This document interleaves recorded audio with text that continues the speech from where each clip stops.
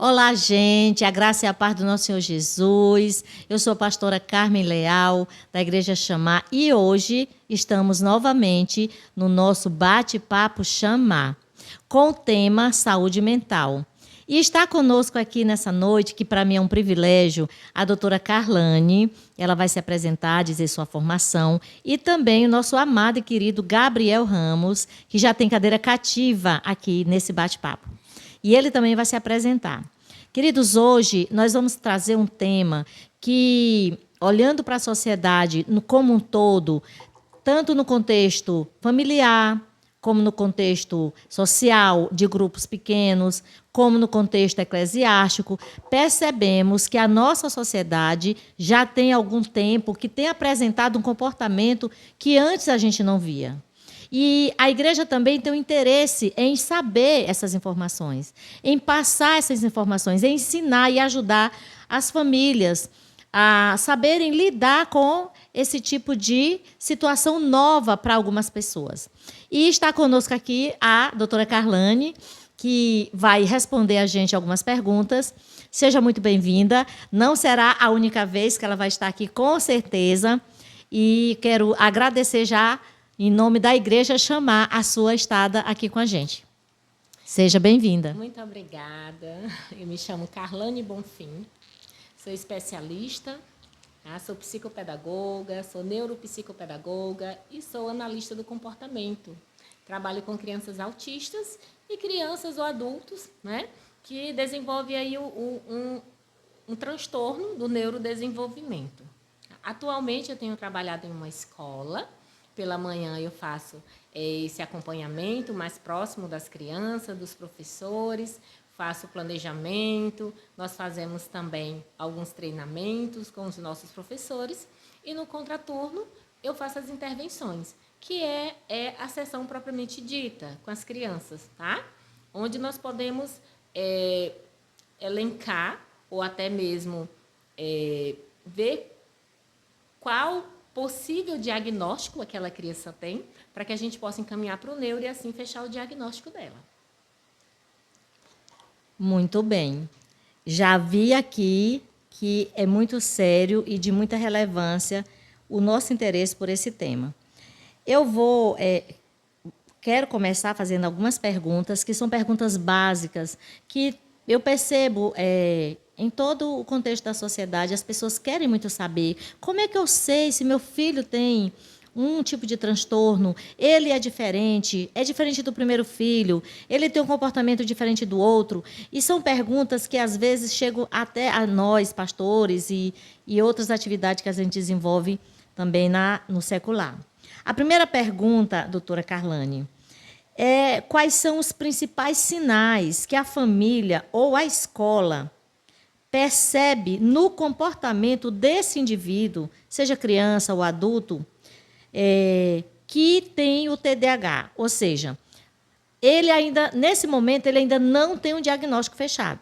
Mas aí como é que quem está interagindo com ele vai perceber esse sinal? Que sinais são esses? Cite aí 2 ou 3 sinais que vai ajudar muito as famílias a olhar melhor, ter um olhar voltado para esse comportamento e passar a ajudar melhor o seu filho, o seu parente, o seu amigo. E essa é a minha pergunta. Quais são os principais sinais apresentados no comportamento desse indivíduo? Pronto, vamos lá. O TDAH é o déficit, déficit de atenção e de hiperatividade, que ele pode estar associado, ou seja, podemos ter o déficit de atenção, que é o TDA, e ter o déficit de hiperatividade, que é o TDAH. E tem também o associado, que são os dois juntos, que é o TDAH. Geralmente, eles são manifestados na infância. Tá? E como a família é a base, é onde as crianças estão inseridas, quase não se vê esses sinais na família. Porém, quando estão na escola, é onde as crianças mais desenvolvem esse transtorno, porque ele passa a ser percebível. Algumas famílias acham até que não é transtorno, que são birras, que são manias, que são fases. Porém, quando um terapeuta vai avaliar, ele percebe que não é apenas birra, né? Que ali pode existir algo mais grave por trás de tudo isso, ou seja, um transtorno. E a gente pode estar destacando 3 sinais. Quais são eles? A hiperatividade, a impulsividade e a desatenção, tá? Esses 3 sinais, que eles são bem otimizados naquela criança que tem um TDAH, ele pode ser visto facilmente dentro de uma escola, onde os profissionais eles são treinados e capacitados para qualquer sinal já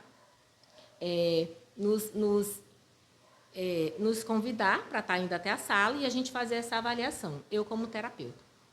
Então, essa desatenção da criança, tá? Deixando aqui bem claro que o TDAH ele não está só inserido na criança, ele também está inserido no adulto. Temos vários adultos que estão sendo diagnosticados com TDAH. Lógico, esse diagnóstico ele vai ser tardio. Provavelmente, esse indivíduo ele sofreu bastante até ser fechado esse diagnóstico. Quando fecha, tá? Porque alguns deles não são fechados. Porém, aquela criança que é levantada essa hipótese, onde o terapeuta vai lá avaliar aquela criança e observa que ela tem uma desatenção, ela tem uma hiperatividade e ela tem uma impulsividade, quando a gente vai avaliar essa criança, nós percebemos que ela está mais relacionada, a desatenção, ela está mais relacionada à questão da sala de aula mesmo, tá? Não está focado naqueles conteúdos, por exemplo, que a professora está ministrando. Ele está ali olhando para a professora, mas é como se ele estivesse no mundinho dele. Então, ele fica com uma concentração reduzida e uma atenção meia que não direcionada. Então, isso gera prejuízos gravíssimos na escola, tá? Porque provavelmente essa criança ela não vai evoluir, ela não vai crescer e nem vai, o cognitivo dela vai ficar meio que limitado. E é onde a gente entra com as intervenções. Nós, terapeutas, quando a gente avalia uma criança e levanta uma hipótese, porque terapeuta não tem autonomia para fechar diagnóstico, nós somos parceiros do médico neuropediatra, tá? A gente encaminha essa criança e lá o neuro vai fazer todos os testes, vai fazer exames, vai recolher os relatórios da escola, dos terapeutas, e ele vai fechar um possível diagnóstico. Quando o médico não consegue fechar na primeira consulta, ele permanece ali nas hipóteses, a criança retorna para casa, permanece nas terapias, e com 6 meses ele retorna para fazer uma reavaliação e um possível fechamento de diagnóstico. Aquela criança que é bem impulsiva, que nós temos ela também em casa e na escola, é aquela criança que ela não espera a sua vez, tá? E por conta dessa impulsividade, quando ela recebe um não, ela fica irritada. E aí ela chora, ela bate, ela grita, ela se esquiva de algumas atividades por conta de um não que ela recebeu. Tem algumas crianças que dentro mesmo da escola, quando ela pede algo para a professora, e a professora diz, espere um pouquinho, espere a sua vez. Ela não consegue esperar, porque o tempo dela é bem reduzido. E nós trabalhamos o tempo de espera da criança. Eu, como psicopedagoga, eu também trabalho essas questões do tempo de espera. Isso tem realmente trago danos seríssimos dentro das escolas. O transtorno do TDAH, ele sempre existiu, mas os estudos não eram como hoje. Hoje a gente avalia uma criança e possivelmente a gente pode fechar um diagnóstico dela, né? Juntamente com a equipe terapêutica e o médico. E a criança vai ser tratada, tá? Algumas crianças elas precisam tomar medicações para que elas possam permanecer sentadas. Hoje nós temos medicações aí no mercado que elas são de grande relevância, né? Medicações que não trazem nenhum tipo de contraindicação, nenhuma irritabilidade, mas temos também aquela que traz muita irritabilidade para a criança, tá bom? Mas hoje a medicina ela está bem precisa em relação ao TDAH e está bem acessível também. Lógico, nós temos algumas dificuldades quando a gente encaminha uma família em busca de um neuro, para avaliar a criança. Algumas famílias estão tendo muitas dificuldades para conseguir esse profissional, por conta da demanda que está muito grande. Os planos de saúde, eles têm dificultado muito o processo.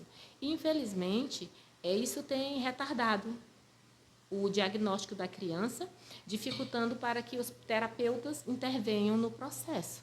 Porque, assim, quando nós temos uma criança com TDAH fechado, que ele está inserido na sala de aula, nós temos mecanismos e metodologias para trabalhar com aquela criança.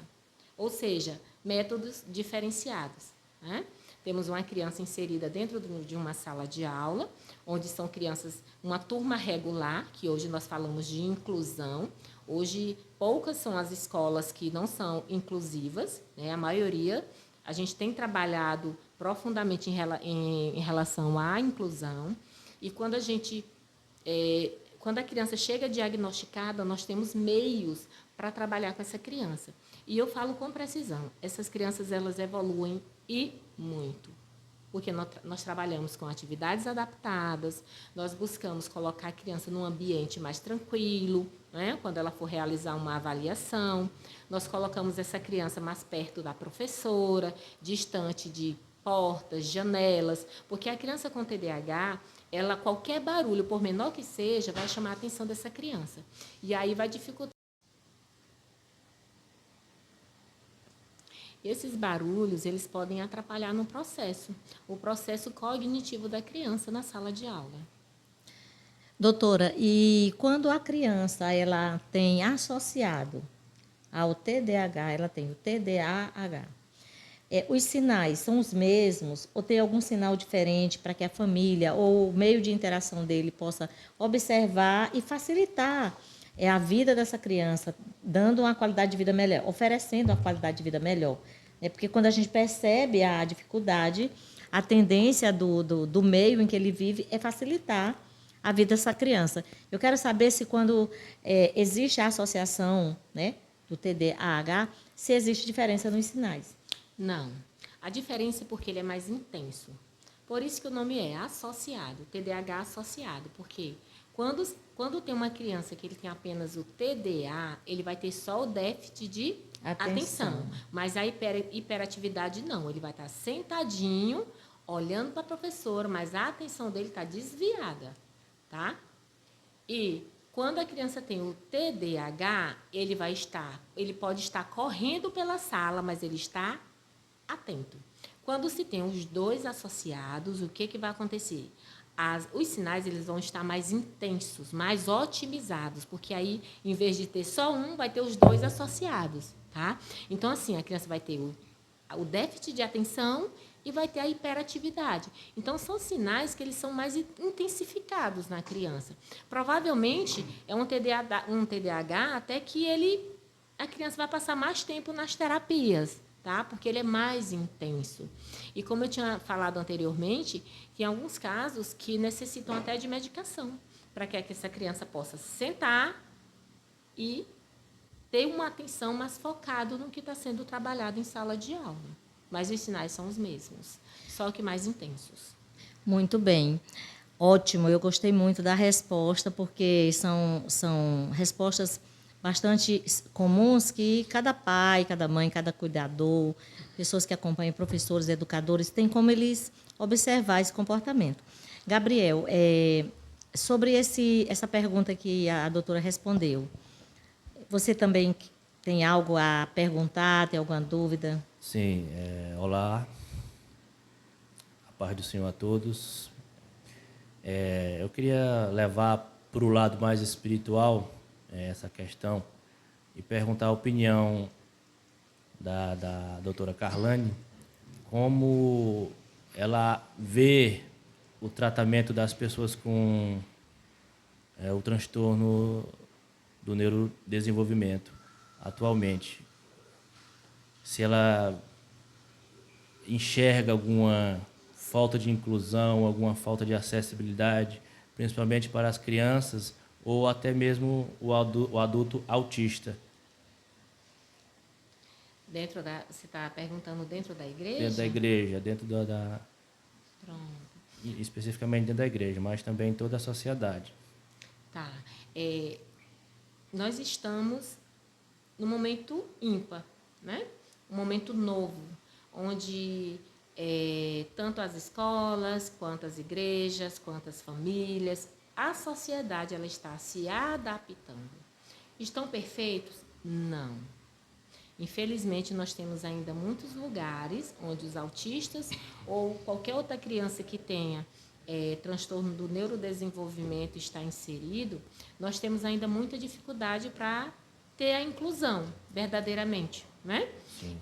Mas o que eu percebo é que as pessoas elas têm tentado melhorar, tentado incluir essas crianças ou esses adultos. Eu vi um corte de vídeo essa semana, eu acho que era um pastor, ele disse que é algo que eu concordo, que nas igrejas, principalmente nas igrejas pequenas, não tem um preparo para esse tipo de acessibilidade, para tornar acessível. Por exemplo, quando uma criança autista dá uma crise, né? Ela começa a gritar porque o som tá muito alto, está incomodando. E o mais desconfortável é para o responsável, né? A mãe, o pai ou a pessoa o avô que cria a criança. Então ela se sente obrigada a ir para casa para acabar com o constrangimento. E aí esse profissional, esse pastor, não sei, falava que na igreja deles tinha uma sala preparada justamente para acalmar essa crise, né? Tinha um preparo, a luz não podia ser muito forte. E eu queria saber qual é a sua opinião na questão das igrejas que não têm esse porte, essa mobilidade, em questão financeira, para ter essa sala de apoio. Tem alguma maneira para a igreja atual, também oferecer esse tipo de apoio para as famílias? Sim, nós temos. Essa sala sensorial ela é excelente e as igrejas grandes elas realmente têm investido nessa sala. É uma sala onde a criança autista ela vai ficar adaptada, porque é um ambiente prazeroso para ela, onde realmente não vai ter barulhos por conta da sensibilidade. Porém, quando a gente traz para essas igrejas que ainda são pequenas, nós temos sim algumas estratégias que a gente pode adotar, que vai facilitar ou melhorar a permanência dessa criança naquele local, né? Visto que a igreja é um local de acolhimento, né? É um local onde as pessoas vão para se sentirem bem e algumas mães ou famílias, realmente, às vezes, antes de finalizar o culto, elas acabam retornando para casa porque os filhos entram em crise. As igrejas hoje, elas estão tendo esse olhar e essa preocupação. Porque quando a criança entra em crise, ali automaticamente ela vai desregular todos que estão ao seu redor. Porque ela não deixa de chamar a atenção pela crise que está sendo apresentada. Mas quando se fala de uma igreja pequena, o que primeiro tem que acontecer? Precisa se montar uma equipe preparada para lidar com essa criança. Porque, olha, eu vou falar com precisão para vocês. Quando nós não temos entendimento nem informações sobre essa demanda, sobre esse transtorno, muitos sofrem com isso, inclusive a família e a criança. Então, o que é que eu aconselho para as igrejas? Montem equipes, treinem equipes, para que quando uma criança dessa apresentar crise, essa equipe seja direcionada. Porque dependendo da crise, às vezes a gente tem que reter a criança. Reter, o que é reter? É você conter ela. É você agir da força para poder segurar aquela criança, para que ela não bata em outra criança ou num adulto, para que ela não saia correndo, para que ela não se machuque. Então, é um processo que a gente faz, inclusive, na clínica. Porém, as escolas, as igrejas e outros meios onde essas crianças estão inseridas, elas estão treinando o pessoal para fazer também esse processo de estar contendo a criança e aí, no momento certo, retirá-la de lá. Algo muito importante também, que a gente pode estar trabalhando dentro das igrejas, independente dela ser grande ou pequena, a gente pode estar conhecendo a criança. Convida a família, Busque informações, saber o que aquela criança gosta, saber do que ela não gosta, o que irrita aquela criança, o que não irrita, o que traz prazer para aquela criança. As crianças autistas, elas sofrem uma sobrecarga muito grande, que para uma outra pessoa que é dita normal é algo pequeno, mas para ele é muito grande, porque entra aí as crises sensoriais, sejam elas por barulho, sejam elas porque alguém chega e abraça, beija, eles não gostam muito desse toque.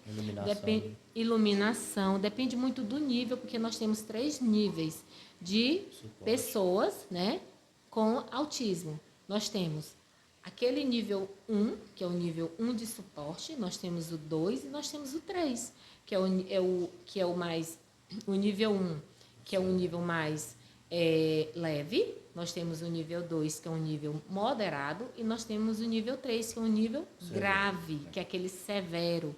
É aquele que a criança é não verbal, é aquele que a criança não sabe expressar seus desejos, né? Então, ele precisa sempre ter alguém ali do lado para poder estar suprindo essa necessidade. Temos criança autista, inclusive, que eles têm sérios problemas em relação à alimentação, em relação a tomar água. Então, ela precisa de todo esse suporte. E a igreja tem como fazer isso, mas ela precisa de pessoal treinado para fazer isso. E quem pode treinar esse pessoal? Os líderes, né? Os líderes. Quem pode treinar? Uma terapeuta. Alguém que seja especialista. Faz todo um treinamento. Esse treinamento não é longo. Geralmente, nós fazemos um treinamento de 40 horas, onde a gente vai, lógico, a gente não vai aprofundar, mas a gente vai passar as estratégias para que aquela equipe, quando se deparar com a situação daquela, sabe contornar a situação e retira aquela criança da crise. Porque o importante quando uma criança tem uma crise é você retirar ela da crise. Mas se você não tiver habilidade, você vai intensificar essa crise. E aí os danos serão maiores. Essa questão de preparo, a senhora fala que o ministério, os líderes do ministério têm que ter um preparo de acordo com conhecimentos científicos, ou só a força de vontade já basta? Porque eu, como deficiente visual de nascença, eu senti na pele o peso dessas palavras, né? Tanto na educação, na igreja, no convívio social, que pessoas que deveriam me ajudar a conhecer e a exercer alguma função, professores, líderes espirituais, até mesmo no meio das brincadeiras, pessoas se recusaram, não acredito que por maldade, a me ajudar, porque elas se recusaram porque na mente delas, né, elas não tinham conhecimento. Então, para ela não tinha a obrigação, eu vou retirar essa palavra, mas o dever, porque obrigação ninguém é obrigado a nada, né? Então, para elas, elas não tinham o dever de me ajudar, só pelo fato de elas não terem o conhecimento. Eu já passei por isso em relação a professores que se recusaram a me dar um atendimento, a me explicar as aulas, porque elas não tinham o conhecimento de como lidar comigo, de como abordar para mim o tema que elas estavam tratando. Então, eu trago isso para a espiritualidade. A senhora acha que só a força de vontade do líder ministerial já serve como um preparo para ela abordar esse tema, ou ela deve recusar a pessoa com deficiência já porque não tem conhecimento de como abordar? Não, eu acho que não é o suficiente. É um ponto de partida, na verdade. Né? Você ter vontade de estar inserido ou de inserir alguém com alguma dificuldade no meio da igreja. Porém, não é o suficiente. Era uma das coisas que eu mais gostava de ouvir, que os professores chegavam para mim, porque o pastor, seja o contexto que for. A pessoa chegava para mim, ó, eu não sei como lhe ensinar, mas nós vamos aprender juntos. Para mim, isso já era para mim já era metade do caminho, porque só o fato dela querer me ajudar e admitir que não sabia, ia buscar o conhecimento, para mim isso já era muito importante, porque eu já via que E deu o primeiro eu, passo, eu né? tinha alguma esperança, né? Sim. Porque quando a pessoa se recusa a ajudar, a ensinar, ou tratar, ou atender uma pessoa diferente, ela está passando para ela a mensagem na mente dela de que para ela não tem lugar no meio da sociedade, no meio da igreja, no meio do convívio familiar, porque isso acontece até no convívio familiar da gente. Sim, sim. Doutora, me permita só, assim, fazer uma colocação, abrir um parêntese, dentro dessa pergunta do Gabriel. Isso é minha opinião pessoal. Eu quero dizer aqui que eu sou psicóloga, sou teóloga e sou contadora, né? Mas, na minha opinião, e também de acordo com os meus conhecimentos, nenhum indivíduo, nenhum ser humano deve estar dentro de um contexto de não inclusão.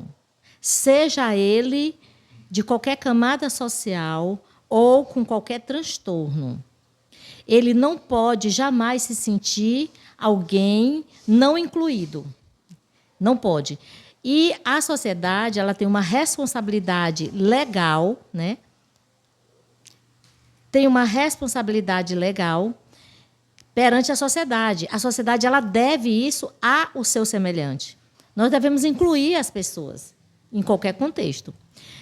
O Gabriel, ele não é só deficiente visual, ele também tem, não tem diagnóstico fechado, eu não sei se tem, mas ele tem sintomas de TDAH, né? Tem um comportamento bastante acelerado, ele é uma pessoa que, por isso que ele está aqui e está falando sobre isso que ele viveu na pele.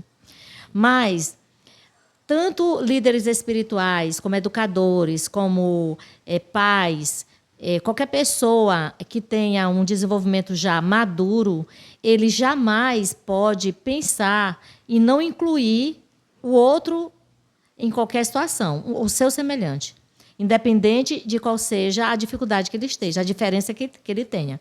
Ele pode até não ter as técnicas prontas, ele pode não ser um profissional para atender aquela demanda, ok, 100%. Mas ele pode, com a sua vida, ou com o seu jeito de ser, sua humanidade, o seu humanismo, né, amenizar aquele momento que aquela pessoa, aquele indivíduo está se sentindo excluído. Ele pode amenizar aquele transtorno, né?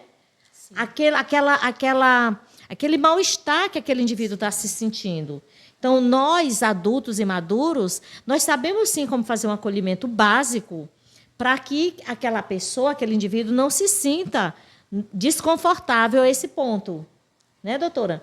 Qualquer que seja a pessoa, ele pode não ter os conhecimentos teóricos ou acadêmicos, mas ele é um ser humano. Esse é o meu ponto de vista. Não estou falando como profissional da área. Estou falando como uma pessoa madura e que lido com outras pessoas. Sim. Hoje, nós ouvimos muito falar sobre inclusão. Em todas as áreas que nós andamos, nós ouvimos falar da inclusão. Mas, infelizmente, a sociedade ainda não está totalmente inclusiva. Né? Nós passamos por várias situações onde a gente percebe que ainda precisa muito ser otimizado. É como se fosse uma teoria que ainda não está na prática. E nós temos sofrido muitos danos por isso. Por quê? Nós, terapeutas, quando a gente decide ser terapeuta, que a gente começa um trabalho com uma criança, a gente precisa de um complemento. Por isso que a equipe é chamada de equipe multidisciplinar. É uma equipe. Dentro dessa equipe tem os terapeutas, tem a família, tem o médico e tem a escola. Porém, a gente às vezes chega numa escola e nós não percebemos essa inclusão. Entende? Às vezes a gente entra numa sala de aula e a gente vê aquela criança ali de ladinho, porque ela não está compreendendo o conteúdo, ou porque é aquela criança que ela é mais quietinha, mais na dela, mais tranquila. E, infelizmente, hoje a sociedade ela ainda não está adaptada totalmente a essa realidade, mas nós temos buscado, né?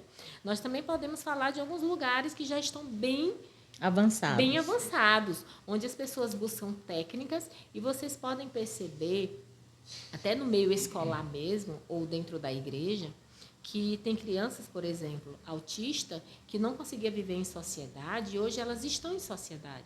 Elas sentam num banco da igreja, elas sentam numa cadeira e ouvem, não por muito tempo, porque o autista ele tem essa necessidade de se regular. Então, ele, em algum momento, ele vai levantar, vai caminhar e retorna para o seu lugar. Mas ele, para chegar nesse nível, é algumas sessões com os terapeutas, é o acompanhamento da família, tá bom? Mas, assim, infelizmente, a realidade hoje é essa. Nós temos uma teoria que fala de inclusão, mas que a realidade não é exatamente essa. Mas eu acredito, quando a gente busca o tempo passado, algum tempo atrás, a gente percebe que muita coisa mudou, né? Principalmente a educação, que não é mais aquela educação Engessada. Hoje nós temos uma educação que ela é dinâmica. Ela é para estar adequada para cada necessidade. Então, já é uma evolução. Já é um avanço, né? Já é um avanço. Doutora, e algo assim bem prático, né? Como a família e a sociedade deve acolher ou agir mediante uma eventual crise de um indivíduo que tem um déficit de atenção, que tem até o próprio autismo. Assim, um exemplo, o que eu devo fazer? Eu já vi mães passando por muitos problemas. Agora mesmo, essa semana passada, eu passei pela experiência de uma mãe, precisou ser atendida lá na secretaria onde eu trabalho, e ela tem um filho autista, ele tem seis CIDs no seu laudo. 6 CID, a criança de 8 anos. Então, quando ele entrou na sala, ele começou a derrubar os computadores, a entrar na sala, foi na sala da diretora, trancou a porta, ficou lá dentro. Foi assim um transtorno a gente tem mais de 50 pessoas na sala, mexeu com todo mundo. E a mãe precisava ser atendida lá pela pessoa que ela foi procurar ajuda. E ela tipo assim, ela nem se incomodou com aquele comportamento. E toda a equipe lá do meu setor ficou sem saber o que fazer. Então, eu, como vi muita gente próximo da criança, muitas pessoas, né, que não têm o conhecimento, que eu sei que não têm, mas tiveram a boa vontade de tentar conter, de tentar dar um brinquedo, de tentar oferecer água, alguma coisa assim, eu tentei me aproximar e pedir que deixasse, que eu queria me aproximar dela para ver se eu conseguia conter a criança, assim, né? Trazer ali um equilíbrio, regular, de certa forma, a criança, mas não deu porque tinha muita gente por perto. Aí eu saí e deixei lá, né? Deixei eles... Então, ele ficou trancado na sala da diretora, lá do setor, e sentou no chão, e começou a botar as coisinhas no chão, e mexia e tudo e tal. Enfim, essa é uma pergunta que todos nós podemos estar até na fila de um banco e a gente precisar agir mediante uma mãe que está sozinha com a criança que entra numa crise dessa. Pronto, a primeira coisa que nós temos que fazer é manter a calma, né? Mantenha a calma, porque a criança, quando ela está em crise, quanto mais você tenta buscar meios para estar ali junto dela, para estar conversando, criança em crise, uma criança autista em crise, ela não ouve, ela não vai lhe ouvir. Não vai. É como se ela estivesse desconectada. Então, ela não vai ouvir o que você está tentando negociar. Com as crianças autistas, a gente utiliza muito a negociação, que é chamado de reforçador positivo. Mas uma criança em crise, você não vai conseguir. Ou você dá um tempo para ela poder regular, e depois você começar a questão desse diálogo com a criança, ou não vai funcionar. Então, a primeira coisa é manter a calma. Evitar muita gente Tumulto ali próximo da criança, Sim. né? Evitar alguns estímulos por conta do sensorial da criança, muito barulho, evitar estar pegando, lógico. a gente precisa criar meios que essa criança não se machuque. Porque dependendo da crise, eu já presenciei algumas crises que foram crises gravíssimas, crises prolongadas, onde a gente precisou reter essa criança porque ela estava se auto-machucando, ela estava machucando o colega. Então, assim, ele estava incontrolável. E a gente precisava fazer A algo. contenção. Por esse motivo, quando eu, só voltando à pergunta aqui do irmão, quando ele disse assim, basta a pessoa só querer ter intenção, é bom, mas não é o suficiente. Porque a criança autista tem situações que, se você não tiver técnicas, você não vai ter êxito no processo, né? Então, hoje nós temos aí o Google, nós temos o meio de comunicação tão fácil para que as pessoas possam estar buscando informações. Porque é como você disse, isso pode acontecer a qualquer momento.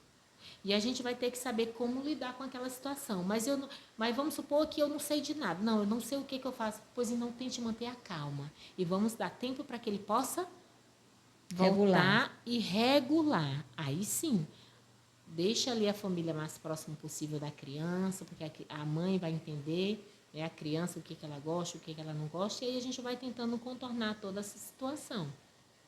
Mas o mínimo de pessoas possíveis é o ideal para começo, né? Para a gente poder intervir. E, mais na frente, aconselhar ou então buscar meios profissionais, porque, infelizmente, alguns pais, eles ainda têm muita resistência com os filhos. Nessa questão... Para receber o diagnóstico dos filhos. Nessa questão, irmã, dos pais, eu tenho uma pergunta a esse respeito. De uma maneira espiritual e profissional, explique o que a senhora aconselha aos pais ou os responsáveis de uma pessoa com autismo no nível 2, 3, do mais severo. O que a senhora aconselha, espiritualmente falando e profissionalmente, para os pais e os responsáveis? Porque a gente sabe que... Na verdade, a gente não sabe, né? Quem sabe é quem passa. Quem cria uma criança com autismo, a vida dela é muito difícil. Sim. Porque a mãe ou o pai, o responsável,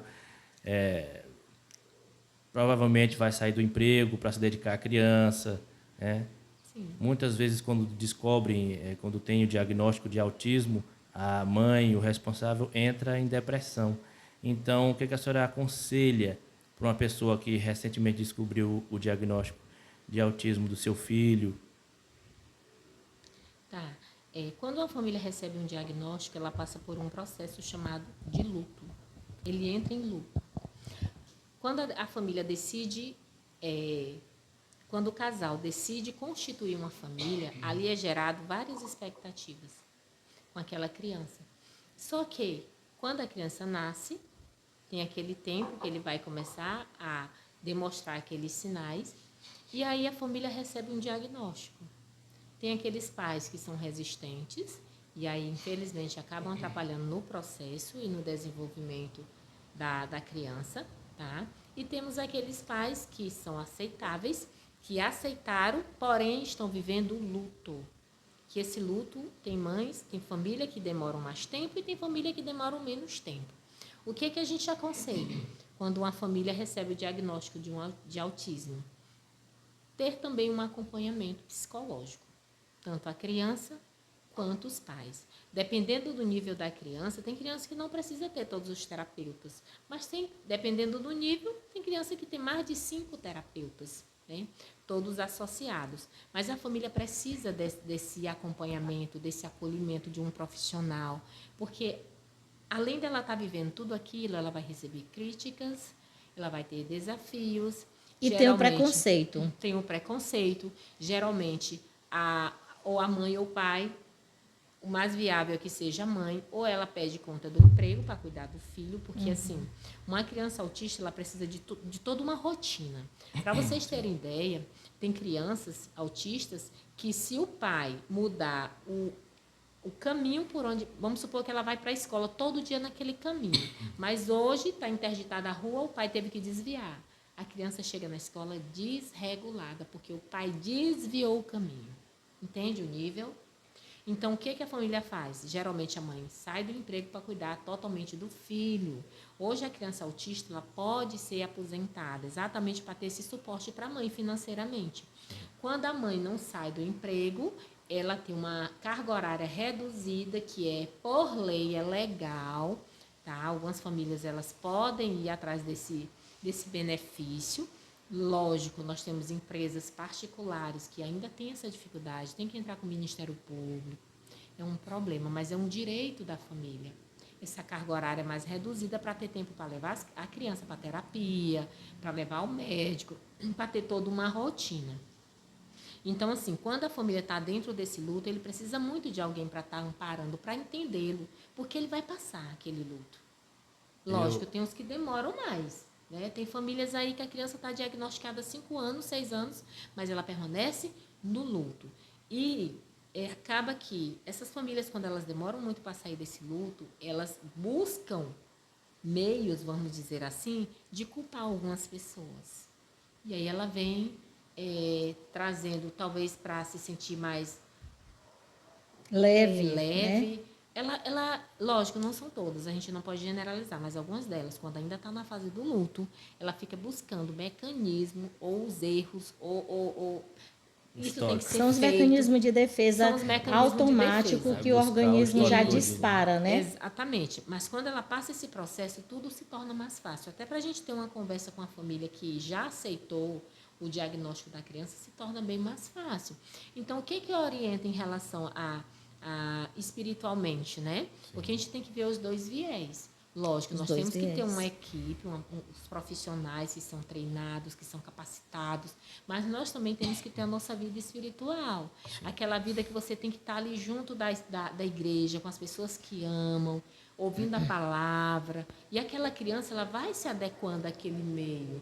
E, possivelmente, tudo vai ser mais fácil para ela. Ela vai ser uma criança menos agressiva, uma criança menos irritada, porque o ambiente ele vai proporcionar uma vida de qualidade, né? Sim, juntamente com a família. Essa rotina familiar de ir para a igreja, de ir para os cultos, isso é importantíssimo, porque evolui muito. A gente consegue perceber com precisão aquela criança que tem uma vivência, uma família que tem base e aquela que não tem. Aquela mãe que é solo, aquela mãe que cuida daquela criança sozinha, ou até mesmo não é solo, tem um pai, mas o pai não está muito preocupado com aquele problema e essa mãe carrega essa carga por muito tempo sozinha e ela se cansa mais rápido. Eu quero dizer para vocês que eu atendi uma criança na clínica que, quando eu fui fazer a avaliação dela, que eu recebi, a gente faz primeiro uma anamnese, né, com a família, que aí a gente diz, mãezinha, não traga seu filho, porque nessa anamnese a gente busca muitas coisas lá mesmo, desde o ventre, desde a aceitação da gestação, se sofreu algum dano, se sofreu algum trauma, se amou, se esperou, se desejou aquela criança. Então, tem informações que aquela criança não precisa ouvir, mas naquele determinado dia a mãe levou a criança. E eu vi coisas assim graves, sabe, dessa mãe, mas eu também vi o desespero dela. E ela olhou para mim e disse assim, doutora, eu vou matar esse menino, porque eu não consigo mais viver. As pessoas me julgam, as pessoas dizem que a culpa é minha, as pessoas dizem que ele é desse jeito, é porque eu permito que ele seja assim, então eu vou matar ele e vou viver minha vida. Vocês entendem o nível que uma mãe dessa estava? Provavelmente ela era uma mãe solo. Ou se não era, o pai não, né? Não apoiava. Não apoiava. E o que foi que eu disse para essa mãe? Você precisa de ajuda urgente.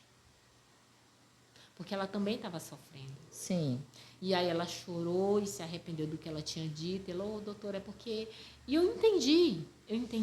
Então, a vida de uma família que tem uma criança autista não é fácil. Como também não é fácil uma família que tem uma criança com TDAH ou com outro transtorno. Sim. Tá? Porque tudo são transtornos do neurodesenvolvimento. Mas hoje nós temos profissionais capacitados, especialistas direcionados naquela área que ajudam e Muito. Tem crianças que recebem alta, tem crianças que passam um tempo maior indo para a clínica para poder fazer esses atendimentos, porque o autismo, o TDAH ou outro transtorno, ele não tem cura, né? Só tratamento. Só tratamento. Então, precisa desses terapeutas. E os terapeutas, quando eles dizem assim para a família, que eu também já vivi isso, a gente fala algo para a família, infelizmente, algumas famílias, eles não entendem o que o terapeuta está falando, né? Quando o terapeuta diz assim, nos ajudem nessa área, vamos fazer assim, vamos fazer daquele jeito. Então, o que eu quero dizer para vocês, famílias? Vocês precisam colaborar com os terapeutas, confiar no terapeuta do seu filho, porque ajuda bastante no processo. E aí, provavelmente, essa criança vai receber alta mais rápido. Muito bem. Eu tinha uma terceira pergunta, mas ela já foi respondida, né? Dentro do contexto do nosso bate-papo aqui, ela foi respondida que era exatamente, a pergunta era sobre a sua experiência com paciente já diagnosticado com autismo, né? Especificamente o autismo. Como os pais, a igreja, a sociedade deve se comportar diante de uma demanda dessa. Mas eu já tive a resposta. O público também já teve a resposta, né? Foram várias respostas que preencheram aqui essa pergunta que eu tinha para fazer para a doutora. E como o Gabriel trouxe algo muito importante aqui, o bate-papo, que foi esse paciente, ou essa hipótese, que ainda não tem um diagnóstico fechado, mas é uma hipótese daquele indivíduo ter um TDAH ou outro qualquer transtorno, autismo,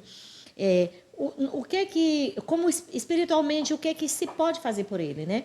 Porque antigamente, né, um tempo atrás, não muito longo, tudo era demônio, tudo era voltado para uma maldição, um demônio, né? Uma herança, uma hereditária, um problema que trazia aí. Inclusive eu vi um corte também no TikTok de um pastor falando que isso é maldição, né? As mães fazem coisas durante as vidas e os seus filhos estão nascendo com essa maldição do autismo, né? E isso só agrava mais isso que a pastora Carmen falou aí, de que o autismo é um castigo divino ou algo para castigar a sua mãe, né? Os seus progenitores. Então, também seria bom se a senhora explicasse aqui, né, de um modo profissional e científico, quais são algumas das circunstâncias que vão ocasionar o autismo. Pronto, tem várias, né?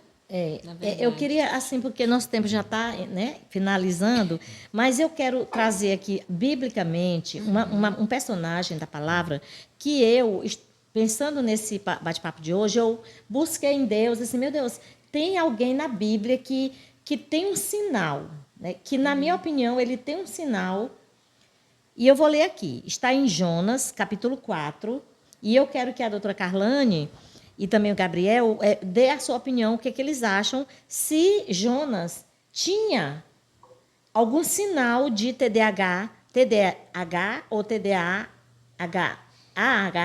ou até o autismo leve, né? O que diz o texto? Capítulo 4, vou direto ao ponto das palavras que a gente vê no cotidiano das pessoas que já têm o diagnóstico. Mas desgostou-se Jonas extremamente disso e ficou todo ressentido. E orou ao Senhor e disse: Senhor, não foi isso o que eu disse, estando ainda na minha terra. Por isso me preveni, fugindo para Tarse, pois sabia que és Deus piedoso e misericordioso, longânimo e grande em benignidade, e que te arrependes do mal. Peço-te, pois, ó Senhor, tira-me a vida, porque melhor me é morrer do que viver. E disse o Senhor: é razoável esse teu ressentimento? Então Jonas saiu da cidade, assentou-se ao oriente da cidade, e ali fez uma cabana, e se assentou debaixo dela, à sombra, até ver o que aconteceria à cidade. E fez o Senhor Deus nascer a borboreira, um pé de abóbora, né? que subiu por cima de Jonas para que fizesse sombra sobre a sua cabeça, a fim de o livrar do seu enfado. E Jonas se alegrou em extremo por causa da abobeira. Mas Deus enviou um bicho no dia seguinte, a subir da alva, o qual feriu a bobeira e esta se secou. E aconteceu que, aparecendo o sol, Deus mandou um vento calmoso oriental e o sol feriu a cabeça de Jonas e ele desmaiou. E desejou com toda a sua alma morrer, dizendo, melhor me é morrer do que viver. Vou parar aqui, o texto segue mais. O que acontece? Todo mundo sabe, todos nós conhecemos essa palavra. Deus dá um comando para Jonas, né? Para ele fazer uma tarefa, que é levar um comunicado a Nínive. Jonas, ele não obedece. Mas aqui a gente não vê só um homem desobediente. A gente vê aqui, bem aqui no final, que depois que passa todo aquele processo, que ele foge, ele compra para Tarsis, uma passagem para outro lugar, bem diferente daquilo que Deus disse. E aí aconteceu tudo aquilo, né? E aí jogam ele no mar, e ele cai na boca do peixe, e o peixe vomita ele lá. Enfim, chega esse momento que a gente percebe Jonas, que já está voltando no caminho que Deus designou para ele. A gente vê um Jonas extremamente desgostoso, um Jonas extremamente aborrecido, tipo assim, não é do jeito que eu quero, eu não vou fazer. Irritado, né? Contrariado, típico de uma pessoa que tem TDAH. Né? Então ele fica ali, como assim? O senhor agora voltou atrás e tal e tal. Também, impulsivo, né? Um Jonas problemático, um Jonas que sente dor de si mesmo, pena de si mesmo, né? Como é que a gente diz? Ele tem compaixão dele mesmo, né? Ele se vitimiza. E ele bate o pé e não quer fazer aquilo que Deus diz. Mas ele acaba fazendo. O que acontece? Quando tudo acontece, Deus salva a cidade, Jonas se zanga, fica zangado. E ele queria morrer. Sabe, ele tem vontade de morrer. E ali, quando a igreja... bem aqui eu vejo a igreja entrando em ação, quando o próprio Deus, soberano, ele cria uma árvorezinha para cobrir Jonas do sol. Ele está lá dizendo, eu quero morrer. Tipo aquela pessoa assim, zangado porque não fizeram o que ele queria. Né? A pessoa que tem essa impulsividade é um sinal de um transtorno, um desequilíbrio. Né? Ele está ali, não está equilibrado, ele não está focado naquilo que deve estar.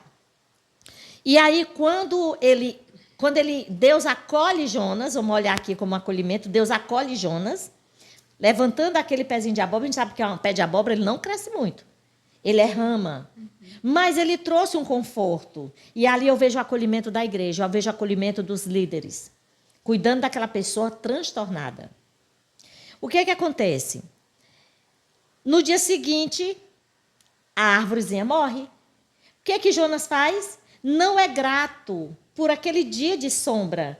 Ele novamente deseja morrer. Ele novamente volta a reclamar. E aqui eu vejo um Jonas transtornado. Vejo também um Jonas que tem um transtorno, nós podemos dizer, né, a Bíblia não fala essa palavra científica, mas a gente vê um Jonas, digamos assim, agitado, um Jonas irritado, um Jonas impulsivo, mas um Jonas que ele faz uma grande obra para Deus. Não foi no tempo que Deus determinou, foi no tempo dele. No tempo dele, como assim? Ao invés dele ter ido direto fazer o que Deus mandou, ele fez toda aquela coisa, aquela manobra lá e tudo e tal, até ir lá e dar o recado. Salvou toda uma cidade. Então, uma pessoa, nós pastores, podemos olhar e pensar assim, não, mas o irmão fulano, ele tem um transtorno tal, então ele não entra em equipe nenhuma. Não é assim. Jonas, está aqui o exemplo. Jonas vai lá, faz, salva a cidade, depois entra em crise, começa a querer morrer, né? Tudo dá errado para mim, não sei o quê. E Deus vê aquele rapaz, mais um rapaz que tem o problema, mas um problema que ele também, dentro da igreja, dentro da obra do Senhor, ele pode sim servir ao Senhor. Então eu vejo Jonas como uma pessoa que tem um transtorno.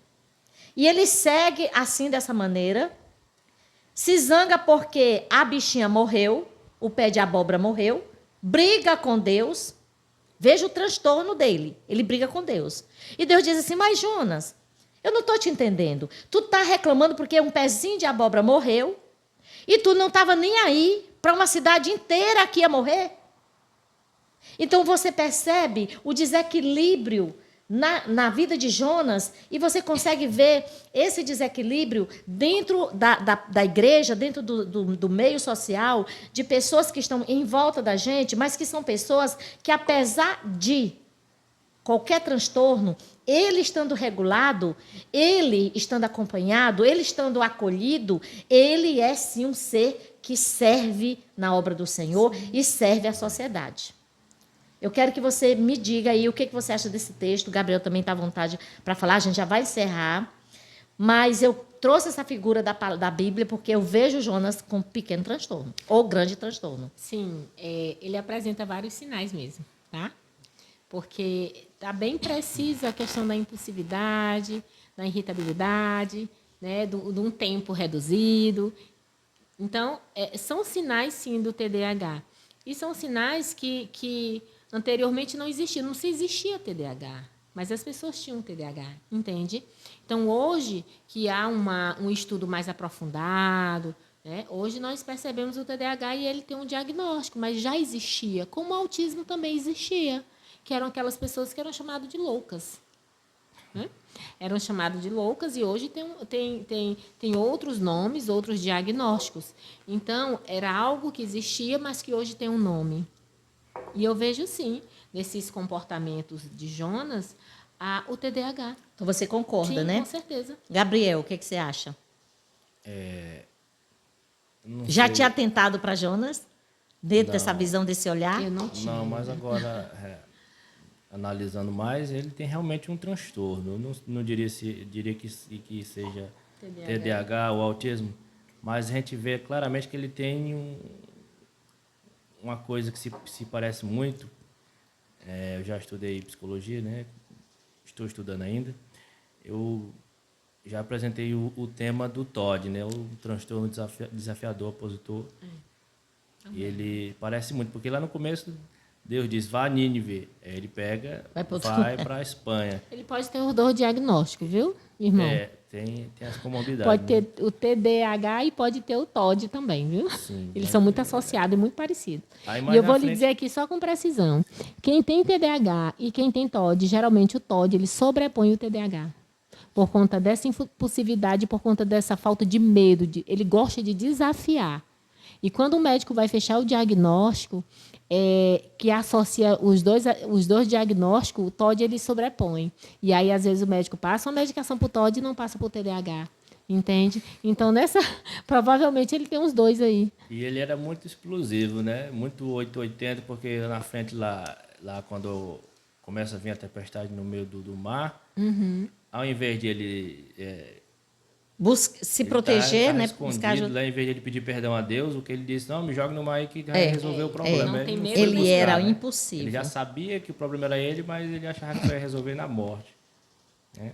Ele era impaciente, ele era explosivo, ele não gostava de ser contrariado. Isso. Né? Mesmo uma questão racional de que Deus fala para ele, tem uma cidade com mais de 20 mil habitantes, tem criança, tudo. Ele não... Né? Não se importou. E aí mostra a evidência do seu transtorno, porque... Amém.